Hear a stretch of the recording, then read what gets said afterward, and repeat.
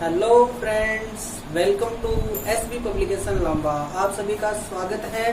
आज हम एक नया चैप्टर लेकर के आए हैं राजस्थान हिस्ट्री का, और आज हम पढ़ेंगे एक बहुत ही सुनो सो छोटो सो राजवंश बहुत ही वीर गाथा से निपुण, जिसका नाम है जालोर का इतिहास। आज हम पढ़ने जा रहे हैं जालोर का इतिहास। जालोर का इतिहास बहुत ही सुनो है, मस्त है, झकास है, नाइस है, ब्यूटीफुल है, खतरनाक है।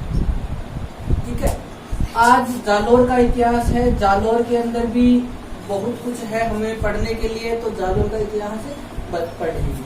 उससे पहले मैं एक छोटा सा और भी बता देता हूँ। हमने सबसे पहले सांबर के चौहान पढ़े, जो हम अजमेर तक आ गए थे। उसके बाद में हमने रणथंभौर के चौहान पढ़े। रणथंभौर के चौहानों में हमने हमीर पढ़ा था, जो मतलब जो राजस्थान का प्रथम शाखा हुआ था, उसके अंदर उसने कैसे किया था। अब उसके बाद में यहाँ पर एक देखो, सबसे पहले ये पढ़ाऊंगा।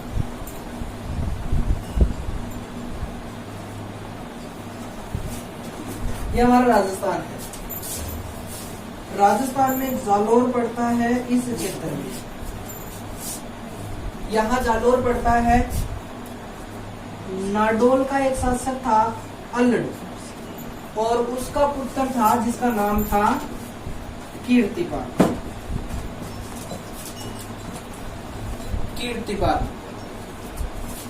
कीर्तिपाल को कीतु ए महान राजा भी कहा जाता है। कीतु ए महान राजा, कीतु एक महान शासक या महान राजा भी कहा जाता है। ये है जालोर। क्षेत्र समझ में आ गया। नाडोल का शासक था अल्लड, अल्लड का पुत्र कौन था? कीर्तिपाल। कीर्तिपाल ने जालोर में क्या किया था? चौहान वंश की क्या की थी? नींव रखी थी या नींव डाली। चलो, इसके बाद में हम एक थोड़ा सा ओवरव्यू और देख लेते हैं। इससे दुर्ग के बारे में देख लेते हैं। उसके बाद में हम हमारी स्टोरी है वो शुरू करते हैं।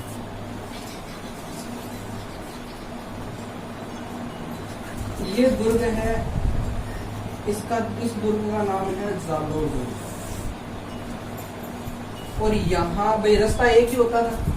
पिछले वीडियो में बताया था कि एक जो जालोर दुर्ग है और एक रणथंभौर दुर्ग है, जिनके एक ही रास्ता आता है, और उन एक रास्ते से 1-2 किलोमीटर आगे क्या बना हुआ था? एक दुर्ग और बना हुआ था। एक दुर्ग और बना दिया जाता था। ये कौन सा दुर्ग था? ये था सिवाना, जो बाड़मेर में पड़ता है। सिवाना दुर्ग है। जालोर दुर्ग की क्या थी? कुंजी थी। जैसे रणथंभौर दुर्ग की कुंजी जाहिन दुर्ग थी, वैसे ही जालोर दुर्ग की कुंजी क्या थी? सिवाना थी। सिवाना का जो किला है वो थी, सिवाना दुर्ग था। यानी कि यहाँ पर क्या करते थे? पहले यहाँ भाई कुछ सैनिक छोड़ दिया करते थे। अगर मतलब इस कुंजी को आप खोल लोगे, तब मतलब इस कुंजी को आप पाल लोगे, जीत लोगे, ढूंढ लोगे, तब जाकर के जालोर दुर्ग की आप क्या कर सकोगे? इसका ताला खोल सकोगे। इतनी बात समझ में आई? मैंने कुछ नहीं बताया, मैंने सिर्फ बताया राजस्थान का जो क्षेत्र है कौन सा जालोर का है। उसके बाद में मैंने बताया आपको ये दुर्गों की बात, सिर्फ 2 बात बताई। Is that clear? चलो, अब चलते हैं थोड़ा सा आगे। दुर्गों के बारे में बहुत कुछ मिलेगा, हम बहुत कुछ पढ़ने वाले हैं, बहुत ज्यादा।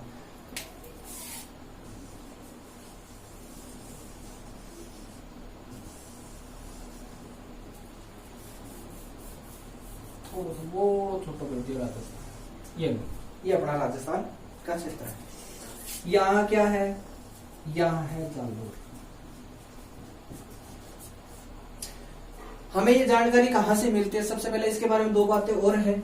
एक तो है 2-4 ग्रंथ है। एक तो है कानड़ दे प्रबंध, एक है कानड़ दे प्रबंध, एक है वीरमदेव सोनगरारी बात। दोनों लिखी है किसने? पद्मनाभ ने। पद्मनाभ में दोनों के दोनों ग्रंथ लिखे हैं।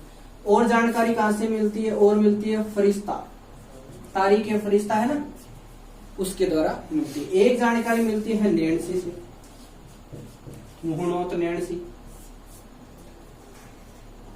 ठीक है, अब देखो जालोर का शासक था कानड़दे।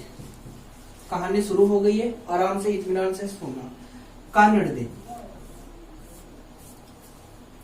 जालोर का शासन कौन था? कानड़दे, कानड़दे। ये ओ भाई जी, कानड़दे है जालोर का शासक, कानड़दे है। अलग अलग स्टोरी मिलती है, अलग अलग कहानी मिलती है। उस समय दिल्ली का शासक कौन था? दिल्ली का शासक था AK, वो AK-47, अलाउद्दीन खिलजी। पिछले वीडियो में भी बताया था, रणथंभौर वाले में भी, इसमें भी बता रहा हूं। अलाउद्दीन की वजह से राजस्थान में साके हुए थे ज्यादा। ठीक है, कौन सा? राजस्थान, मतलब शुरुआत उसी की वजह से हुई थी। राजस्थान का पहला शाखा किसकी वजह से हुआ था? ये रणथंभौर वाला। किसकी वजह से हुआ था? अलाउद्दीन खिलजी की वजह से हुआ था। क्लियर है। राजस्थान का दूसरा शाखा चित्तौड़वाड़ा, वो भी इसकी वजह से हुआ था। अब जो आगे दो साके होने वाले हैं, इसमें भी जालोर में भी 2 साके हुए थे, तो वो भी कहाँ है? वो भी अलाउद्दीन खिलजी की वजह से होने वाले हैं। चलो, अलाउद्दीन खिलजी था, कहते हैं अलग अलग बात कहती है सबकी। सबसे पहले हम फरिश्ता की बात कर लेते हैं। फरिश्ता क्या कहता है? फरिश्ता ये कहता है कि अलाउद्दीन खिलजी है, उसकी सेना जालोर, यहां गुजरात अभियान में जा रही थी। कहाँ जा रही थी? गुजरात के अभियान पर जा रही थी। अब इनका अभियान क्या होता था? इनकी वही लूटपाट वाला काम है। ये कभी अच्छे काम तो करता नहीं था, वही लूटपाट करता था। तो गुजरात अभियान के तहत अलाउद्दीन खिलजी की सेना जा रही थी, वही उल्लुग खां वगैरह है। ठीक है, तो गुजरात की अभियान के दौरान भाई रास्ता चाहिए जाने के लिए। और पहले क्या होता था कि भाई कोई 2-4 आदमी तो थे नहीं, भाई पगडंडी से निकल जाते थे। वो हजारों लाखों की करोड़ों की संख्या में मतलब लोग होते थे, वो जैसे जैसे हाथी घोड़े वगैरह लेके जाते थे, तो कई सारी फसलें नष्ट हो जाती थी। तो वहां से निकलेंगे तो भाई हर्जाना देना पड़ेगा। पहली बात तो ये, किसी से तो पूछना पड़ेगा भाई हम यहाँ से निकले। अब आप मान लो किसी खेत से निकल रहे हो, ऐसे ही थोड़ी ना निकल जाओगे, नहीं निकल सकते हम। हमें रास्ता चाहिए, हम किसी से रास्ता, मतलब हम किसी को पूछेंगे तभी तो हमें रास्ता मिलेगा, ऐसे थोड़ा ना रास्ता मिलेगा। भाई आप नॉर्मल है, जैसे सड़क है, सड़क पे आप टोल देते हो नहीं देते, वो उनसे पूछना ही है। आप उनसे टोल दे रहे हो, आप उनको पैसे दे रहे हो। एक बॉर्डर पे टोल लगा होता है, हर बॉर्डर पे लगा होता है, हाईवे पे हर बॉर्डर होता है, उस पे टोल लगा होता है। ठीक है, तो वो टोल क्यों लगा होता है? क्यों? हम उनको उनका हर्जाना दे रहे हैं। भाई हम आपके राज्य में आ रहे हैं, ठीक है, हम बाहर गए थे या हम राज्य से प्रवेश कर रहे हैं, तो वो उनका टोल हो गया। समझ में आया इतनी बात? अगर कानड़दे है, कानड़दे इधर है जालोर, सब सीधी सी बात है। अगर अलाउद्दीन खिलजी की सेना भाई इधर से जाएगी, रास्ता तो चाहिए, तो कहते हैं भाई इधर से आने के लिए इसने प्रयास किया। तो सबसे पहले कानड़देव को पूछा। कोई भी सीरियस मत लेना, बहुत ही शानदार कहानी है, सिर्फ एक समझाने के तरीके से आपको बताई गई है, इसके अलावा इसके अंदर कुछ नहीं है। ठीक है, कैसा क्या है ना कि मैं इस वीडियो को थोड़ा डालने वाला हूँ, थोड़ा भाई आगे पीछे बोला भी जाता है, नॉर्मल वीडियो समझाने की दृष्टि से है, तो ज्यादा स्ट्रेस लेने की जरूरत नहीं है। नॉर्मल इजीली समझो, क्योंकि हमारा तो ये काम है। ठीक है, टीचर होता है वो हर तरीके से समझाने की कोशिश करता है, वही काम मैं करता हूँ। ठीक है, तो समझ में आना चाहिए, चीज क्या बताई जा रही है वो चीज समझ में आनी चाहिए। किस तरह से लेकर के बताई जा रही है वो चीज कोई मायने नहीं रखती है। ठीक है, समझ में आना चाहिए। कानड़दे, अलाउद्दीन खिलजी ने कानड़दे से पूछा, भाई जी रस्तो देते हो? कानड़दे क्यों दिएड़ो ही है, पग ना टेक दी, खुल्डो काट दूंगा। पैर मत देखना, पैर भी मत रख देना, पैर काट दूंगा। एक चीज सोचा, अलाउद्दीन खिलजी सोचा, यार मैं तो सोची को नहीं, ज्ञान को जवाब दे देसी हो। क्यों भाई जी, क्यों भाईडा, तू कोई आदमी है?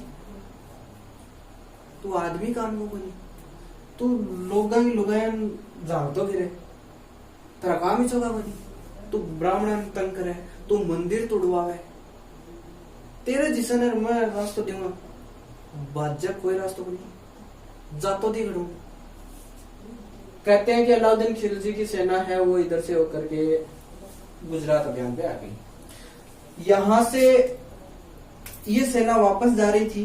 कहते हैं यहाँ पर कुछ ईसा जालोर में, मतलब यहाँ उल्लू खा था, वही सेनापति उल्लू खा मतलब जालोर के निकट यहाँ प्रवेश कर लिया था। तब कानड़ देव ने ध्यान ला गया। कहते हैं कानड़ देव ने आक्रमण किया और इन्होंने सोमनाथ मंदिर को ये लूट करके लाए थे, मतलब वो शिवलिंग वगैरह लेकर के आए थे, तो उन्होंने इसे छीन लिया, वापस से उसको वापस भेज दिया था। कहते हैं उल्लू खा कैसे जैसे बच करके वापस भाग गया, कहा अपने मालिक के पास। अलाउद्दीन खिलजी के पास जाकर के ये बोलता है कि महाराज बेजा माड़ी करी मारम तो ककुण कानड़ दे। अलाउद्दीन सोचो रे वो तो दुखदाई हो गया, ये तो दुखदाई हो गया, इसका तो इलाज करना पड़ेगा। कहते हैं अलाउद्दीन खिलजी ने इस पर आक्रमण किया। ठीक है, इस पे आक्रमण किया। आक्रमण करने के बाद में सबसे पहले वही है नॉर्मल से वो बनाना पड़ेगा हमको, तो थोड़ा साफ कर लेते हैं एक बार इसको। क्या है ना, बोर्ड बड़ा नहीं है, थोड़ा बड़ा तो बहुत है, लेकिन ये चारों तरफ से एक सेम है, यानी कि ये स्क्वायर में है। ठीक है, देखो चलो जैसे भी हो आपको समझ में आना चाहिए। यहाँ एक दुर्ग है और यहाँ भी एक दुर्ग है। इसने इसको घेर लिया। यहाँ का जो शासक था वो कौन था? शीतल देव। यहाँ का प्रशासक कौन था? शीतल देव। देश का लिखा जा रहा है शीतल देव। कहते हैं भाई यहाँ इसने इसको जीत लिया, फिर ये यहाँ पे भी आक्रमण कर दिया था। ये बात तो ये कहता है। देखो हुआ क्या था वो रियल में हम आगे बात करेंगे, मैं सिर्फ इतना ही इसको यहाँ छोड़ रहा हूँ। वे अलाउद्दीन खिलजी ने इस पर इस कारण से आक्रमण किया। समझ में आ गया किस लिए अलाउद्दीन खिलजी ने इसलिए आक्रमण किया कि गुजरात अभियान के दौरान भाई इन्होंने रास्ता नहीं दिया था, और रास्ता नहीं देने के कारण यहाँ पर क्या हुआ था? आक्रमण हुआ था। ये बात बोलता है कौन? बोलता है ये बात बोलता है फरिश्ता। ठीक है, ये बात कौन बोलता है? फरिश्ता बोलता है। नेणसी एक अलग ही बात बोलता है। देखो कोई सीरियस नहीं लेगा कि नेणसी इसके अंदर प्रेम रस डाल देता है। वीर रस खत्म, प्रेम रस चालू। देखो वीर रस में थोड़ी सी बात रहेगी, मैं भाई थोड़ा स्किप हो गया था, इससे पहले मैं थोड़ा सा वीर रस की ओर बात बता देता हूँ। कहते हैं भी कानड़ देव ने क्या किया? कानड़ देव यहाँ से निकल जाता है। भाई आक्रमण किया तो यहाँ पे लड़ाई होती है, तो कहते हैं कि कानड़ देव को अपने दरबार में ले जाता है ये, और अपने दरबार में इसको रखता है। भाई गुलाम हो जाता है, एक संधि हो जाती है। इसका एक सेनापति होता है जिसका नाम क्या होता है?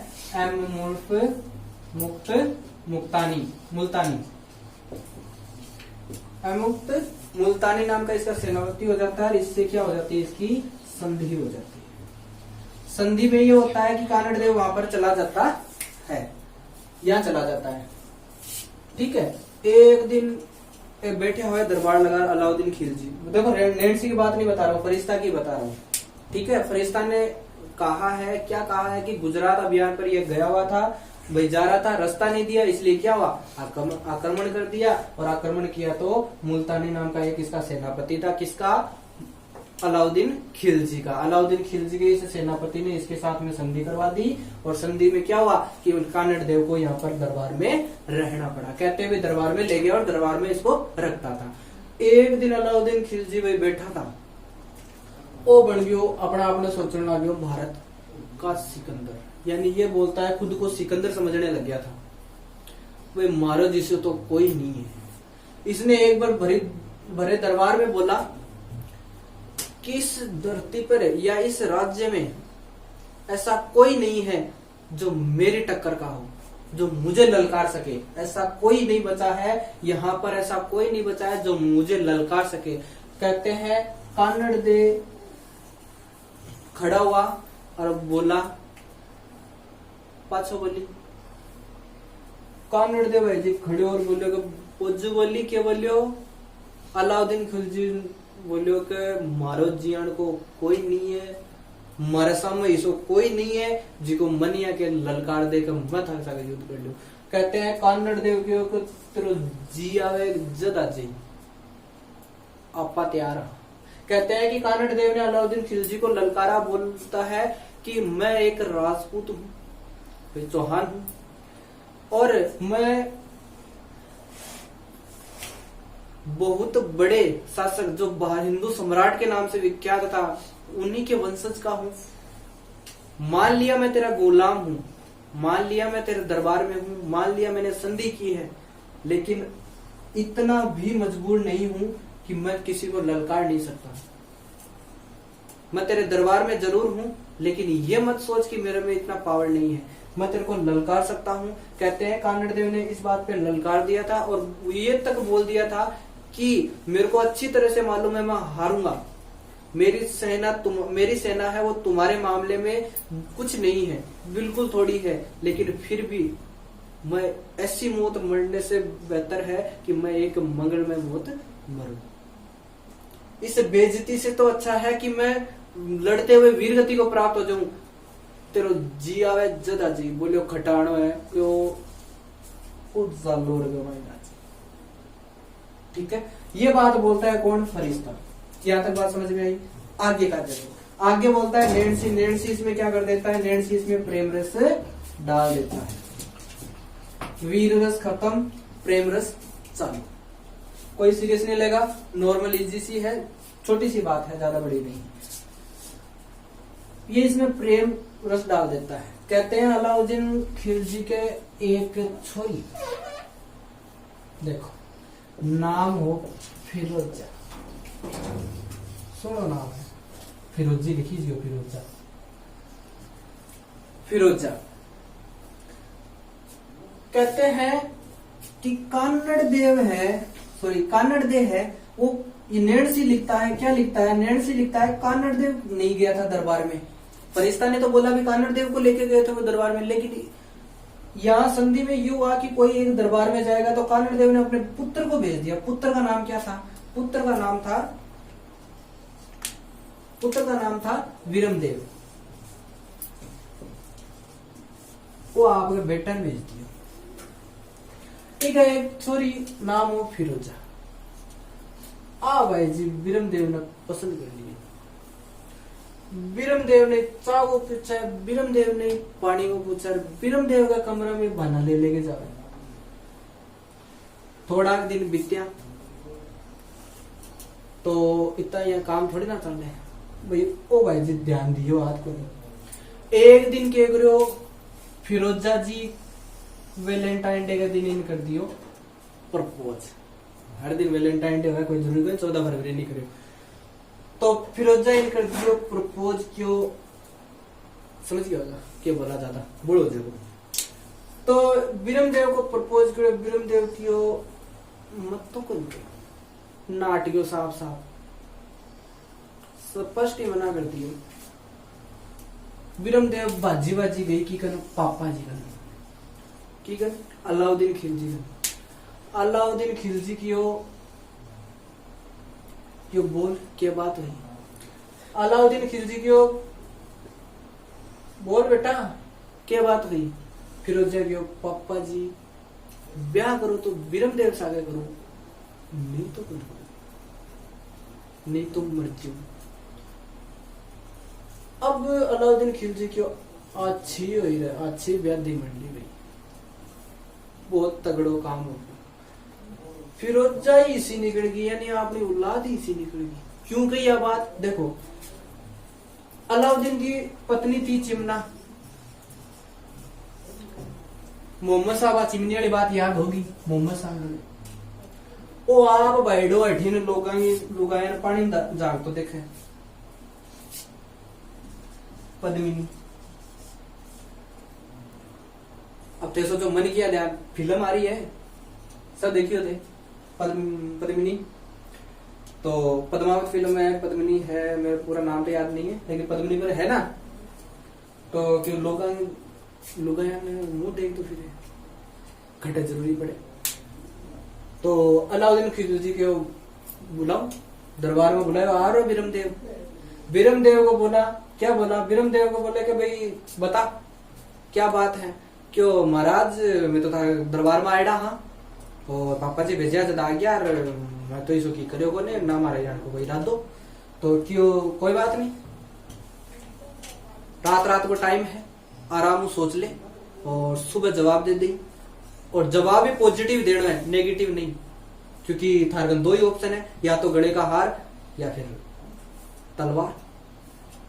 तो बीरमदेव चले गए और भाई रात ने सोचियो, अब सोचो के ब्यादी मंडी, वो सोचो भाई अच्छी ब्यादी मंडी रहे,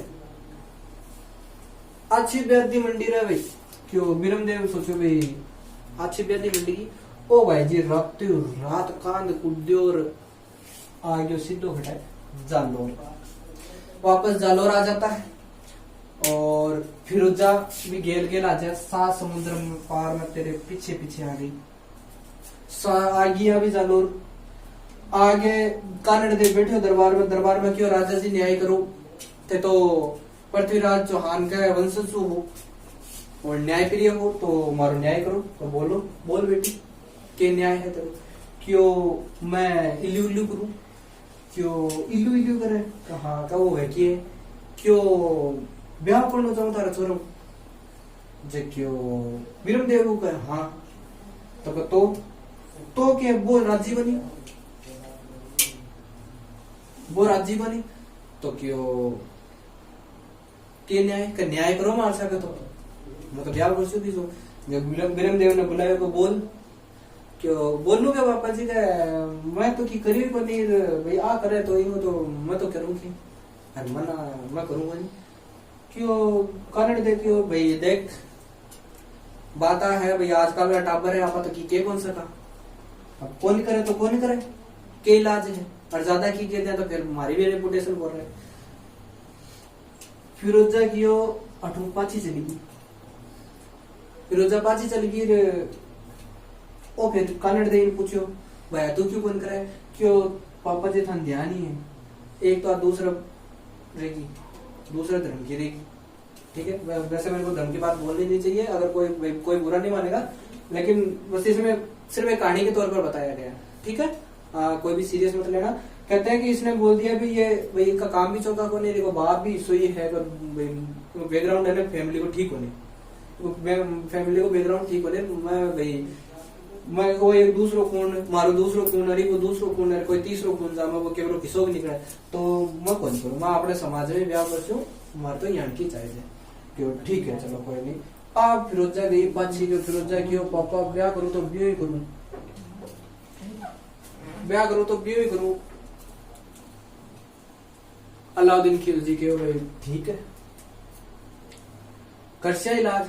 कहते हैं अलाउद्दीन खिलजी यहां से चला सेना लेकर के वही दुर्ग,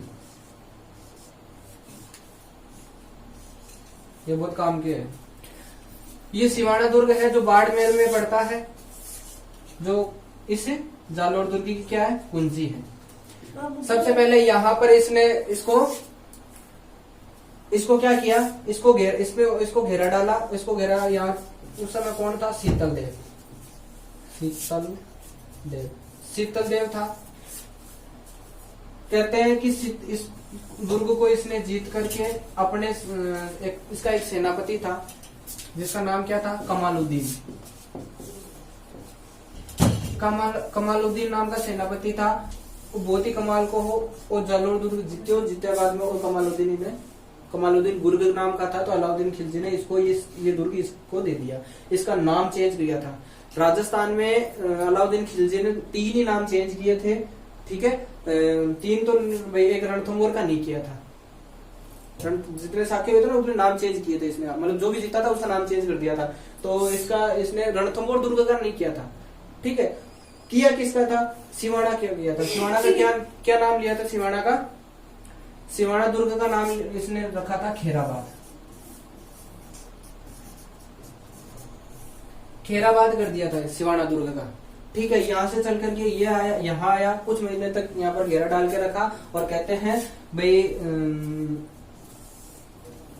जालोर दुर्ग है, इसको भी इसने काफी मेहनत से भाई अलाउद्दीन खिलजी ने जीत लिया था। और कहते हैं कि बिरमदेव को ये क्या, बिरमदेव था, उस बिरमदेव को ये इसका सिर काट दिया था और सिर काट करके ले गया था। लेकिन ये जो दो युद्ध था, यहाँ पे भी हुआ था साकार, यहाँ पे भी हुआ था। यहाँ कब हुआ था? सिवाना का साका हुआ था 1308 में, याद रह जाएगा। 1308 में हुआ था। कहाँ का? शीतल देववाड़ा यानी सिवानावाड़ा। सिवानावाड़ा साका कब हुआ था? 1308 में हुआ था। और ये यहाँ तक इसको पहुंचने के लिए कम से कम 3 साल लग गए थे। तो 1311 जालोर का साका हुआ था। कहते हैं कि सुरंग वगैरह पता लगाने के लिए हो गया था। इसका एक आदमी था, सेनापति था, जिसने इसके साथ में गद्दारी कर ली थी। और गद्दारी करने के बाद में ये क्या हो गया था? ये दुर्ग जीता गया था। इस दुर्ग के बारे में एक कहावत है, बहुत ही अच्छी है। इस दुर्ग के बारे में कहा गया है कि आज तक इस दुर्ग के दरवाजे किसी ने नहीं खोले। आज तक जालोर दुर्ग को किसी ने नहीं जीता, यानी कि इसको दरवाजे से कोई नहीं घुस सका। जीता नहीं, दरवाजे से कोई भी नहीं घुस सका, यानी आज तक इसके दरवाजे किसी ने नहीं खोले थे। ठीक है। और कहते हैं यहाँ पे जैतल देव ने वहाँ वो जोहर वगैरह कर लिया था, वो बात आ गई। तो 1311 में ये जालोर का साका है वो भी पूर्ण हो गया था। इतनी बात समझ में आई? क्लियर है? एक बार फिर से मैं फास्ट एंड रिपीट मार देता हूँ। उससे पहले देखो एक छोटी सी बात जो रह गई थी। बिरमदेव का सिर काट करके फिरोजा के पास ये लेकर के जाता है। और फिरोजा क्या करती है? फिरोजा उस सिर को लेकर के यमुना नदी के किनारे क्या करती है? उसका दाह संस्कार करती है।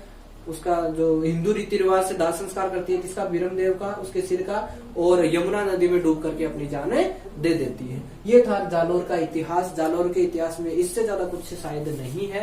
और कुछ जो बातें रह गई है वो आप बुक से पढ़ सकते हो, क्योंकि यहाँ पर मैं आपको सिर्फ समझा सकता हूँ। लाइन टू लाइन है। कोई भी टीचर ना तो बताता है, ना आपको कहीं पे देखने को मिलता है। राजस्थान इस जालोर के इतिहास के बारे में एक बार मैं फिर से थोड़ा सा और बता देता हूँ। किताबों में कहानियां नहीं होती है, किताबों में कहानियां नहीं होती है। आपको सिर्फ समझ में आना चाहिए। उसके बाद में जैसे ही आप किताब पढ़ोगे तो वो ऑटोमेटिक ही आपकी कहानी बन जाएगी माइंड के अंदर। ठीक है। तो देखो इसके बारे में मैं जालोर के इतिहास के बारे में फिर से बता देता हूँ। इसके बारे में 4 ग्रंथ मिलते हैं। कौन कौन से? कानड़देव प्रबंध, दूसरा एक तो कानड़देव प्रबंध मिलता है, उसके बाद फरिश्ता मिलता है, फिर नेणसिरी ख्यात है वो मिलता है, विरमदेव सोनगरारी बात मिलती है। विरमदेव सोनगरारी बात और कानड़देव प्रबंध किसने लिखा था? वो लिखा था पद्मनाभ ने। फरिश्ता, तारीख फरिश्ता वो फरिश्ता ने लिखा था। नेणसिरी ख्यात है वो नेणसी ने, मुनोत नेणसी ने लिखी थी। फरिश्ता क्या बोलता है? फरिश्ता ये बोलता है कि अलाउद्दीन खिलजी की सेना गुजरात अभियान पे गई थी, रास्ता नहीं दिया था, इसलिए उसमें क्या हुआ था? उसने आक्रमण कर दिया था। पहली बात समझ में आ गई क्या? पहली बात यही थी कि फिर भाई अलाउद्दीन खिलजी गुजरात अभियान पे गया था। कौन बोलता है? फरिश्ता बोलता है। गुजरात अभियान पे गया था, रास्ता नहीं दिया, इसलिए आक्रमण कर दिया। फिर कानड़देव को वहां पर ले जाया गया और दरबार लगा हुआ था। सिकंदर सानी खुद को समझता था वो, और इसने दरबार में बोल दिया मेरे टक्कर का कोई नहीं है। तो भाई कानड़देव उसको ललकार कर वापस आ जाता है। इसलिए हुआ। नूनोत नेणसी उसमें प्रेम रस डाल देता है। ये कहता है कि उसकी एक लड़की थी फिरोजा। ठीक है। फिरोजा प्रेम करती थी इसके लड़के से, यानी कानड़देव के लड़का कौन था? बिरमदेव से। तो बिरमदेव और फिरोजा दोनों, भाई फिरोजा चाहते थे बिरमदेव उससे शादी करे, लेकिन बिरमदेव का ये ख्याल था कि भाई मैं अपने कुल में शादी करूं, इसलिए वो उससे मना कर देता है। जिसकी वजह से क्या होता है? ये राजस्थान का 1308 वाड़ा और 1311 वाड़ा साका हो जाता है जालोर का। ठीक है। इसके बाद में भाई इसका फिरोजा के बारे में आपको कहानी बताई थी। विरमदेव का भाई कहते हैं कि विरमदेव है वो उसकी नाड़ काट करके, मतलब अलाउद्दीन खिलजी है विरमदेव की भाई गर्दन काट करके या सर काट करके ले जाता है। किसको?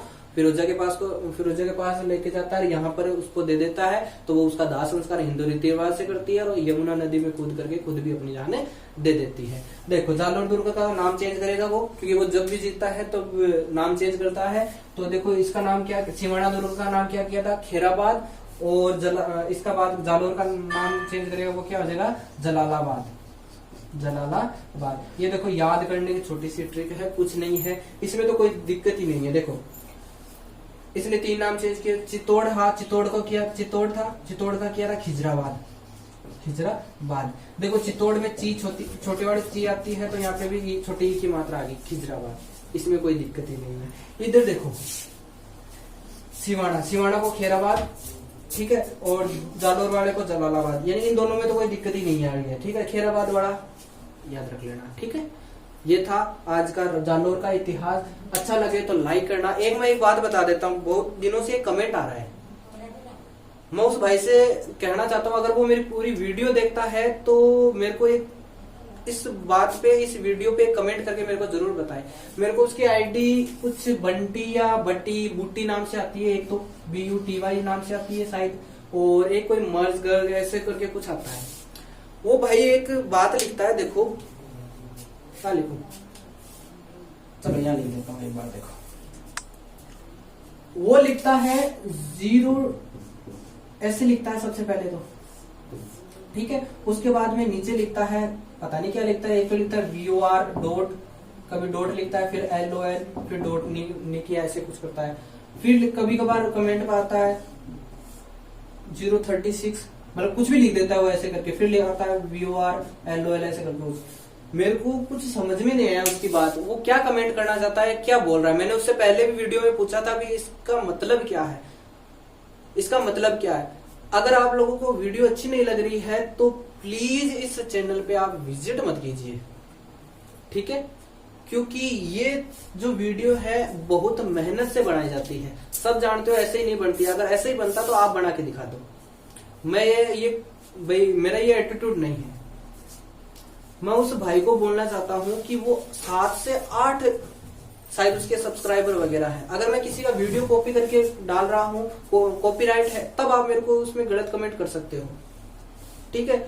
अगर मान लो किसी का भाई हाई लेवल है, किसी को सब्सक्राइबर मान लो हजारों में है, ठीक है, मिलियंस में है, तब आप उसमें वही मैं उसका कोई कॉपी करके डाल रहा हूं, तब आप मेरे को बता सकते हो। मैं अपना काम यहाँ पढ़ाने का कर रहा हूँ, मैं बोर्ड मारकर खुद अपना यूज करता हूँ, अपना MB वगैरह सब खर्च करता हूँ, ठीक है। मेरा खुद का चैनल है, एक भी वीडियो आपको इसको कॉपीराइट का नहीं मिलेगा, क्योंकि हर एक वीडियो मेरे खुद के द्वारा बनाया है, खुद के द्वारा शूट किया गया है, खुद की आवाज है, तो कॉपीराइट लगने का कोई चांसेस नहीं है, ठीक है। अगर आप लोगों को इस वीडियो से दिक्कत है तो सबसे पहले तो मैं उससे एक सवाल करना चाहूंगा उस भाई से कि वो सबसे पहले मेरे को इसका मतलब बताए, ठीक है। नेक्स्ट वीडियो में अगर आप इसका मतलब आपको भी पता चले या आप किसी को मालूम है कि इसका मतलब क्या होता है इस चीज का, तो वो मेरे को वीडियो में कमेंट करके बता देना, तो भाई उस चीज का समाधान करेंगे। तो आपसे निवेदन है कि वीडियो अच्छा न लगे तो हो सकता है भाई मेरे से कोई कमी रह गई हो या उनको भाई वो ज्यादा हाई लेवल के हो। मेरे द्वारा ये जो चीज बताई गई है राजस्थान के एग्जाम के अंदर लगभग इसी के अंदर से आता है, कुछ नहीं छोड़ा है मैंने। कोई 1-2 बार अगर छुट्टी है तो कहते हैं कि सिर्फ वीडियो देखने से सिलेक्शन नहीं होता है, वीडियो देखने से अगर किसी का सिलेक्शन होता है तो आज लोगों के मिलियंस में मतलब पार बोल रहे हैं, बहुत ज्यादा लोग इसको वीडियो मतलब लोग देखते हैं, हजारों की संख्या में लाइव आते हैं, फिर भी लोगों में केवल और केवल 2% लोग ऐसे हैं जो मतलब सक्सेस होते हैं इस चीज में।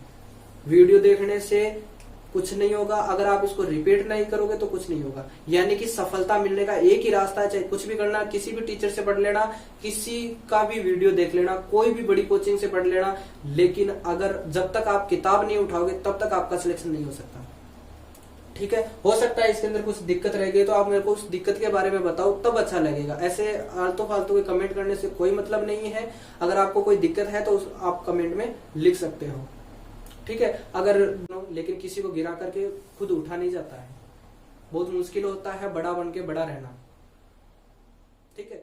मिलते हैं अगले वीडियो में।